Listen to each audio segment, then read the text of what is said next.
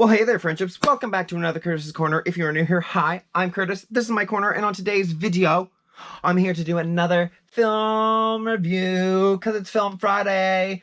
Yes, it is. Now, if you are excited that I now have 3 Film Friday reviews in 2021, I am too. And there is more to come because there are movies that are coming out everywhere. Streaming platforms, theaters, and theaters are now slightly opening. So, this review for today, as you could tell by the title, it is for The Conjuring 3, Conjuring The Devil Made Me Do It. So if you are interested in seeing what I have to say about this film, then keep on watching.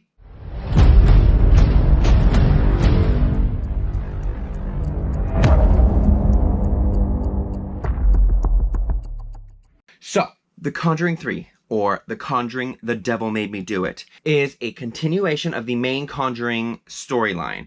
It progressively gets later on closer to our date, obviously, because the first one was set in the 1970s, and then the second one was filmed, I think, late 70s, early 80s. This one, I think, is set in 1983, if I'm not mistaken. This follows the events that happened after Ed and Lorraine Warren, who's portrayed by Patrick Wilson and Vera Farmiga, respectively, follows the events of them going to a family's home to get rid of a demon that's possessing a child. Now, the child, I can't remember his name, but he's the little boy who plays young Luke in The Haunting of Hill House.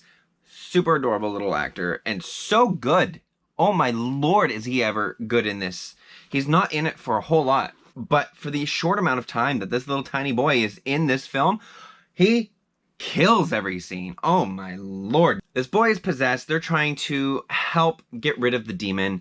And then Arnie Johnson, who the actual film is about, basically gets possessed himself and commits a murder. Now, this was, as far as I know from what I have read up on, I believe this is the first case that ever went to court that Ed and Lorraine Warren had to also investigate at the same time. I think they had other cases that went to court as well, and there were other cases that they did end up mentioning in the film where people have pled not guilty because of demonic possession. But this is one that Ed and Lorraine were on the scene of and had their hands in directly with investigating and trying to help Arnie Johnson not be convicted of murder and have like the death sentence and all that joy. The reenactments of some of the scenes with every single Conjuring film at the end during the credits, they do show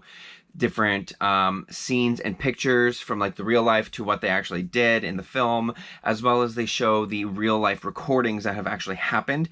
And when I tell you that the live recording of that little boy who was possessed at the end, chills. It was upsetting. In the movie, it's not as scary, but oh my god, it was horrendous hearing it in the credit scene. So I will find that unlike A Quiet Place 2 that I reviewed last week, so if you missed that, you can click right up there to go and see it. There weren't any jump scares really in this film, and The Conjuring, I find, isn't very jump scare heavy to begin with. It's more of a psychological. Yes, there's some jump scares, but it's more psychological and like playing with your mind, which I love because I'm demented. But Ed and Lorraine, Patrick Wilson, and Vera Farmiga, they portray these characters so well, and you feel for these characters. You get nervous slightly during this film just because things happen to Ed Warren, and you're just like, oh my god, and they don't actually show things that happened to him in the trailers. So when things were actually happening to him, I don't want to spoil what it is, I was actually shocked and be like, oh my god. I'm really excited to see where they're going to go with this franchise, because I know they're still planning on doing, I think, a second Nun movie. They're still supposed to be doing the Crooked Man spinoff, but the museum of all of their artifacts, there's so many different storylines that they could explore and expand on and bring to the big screen.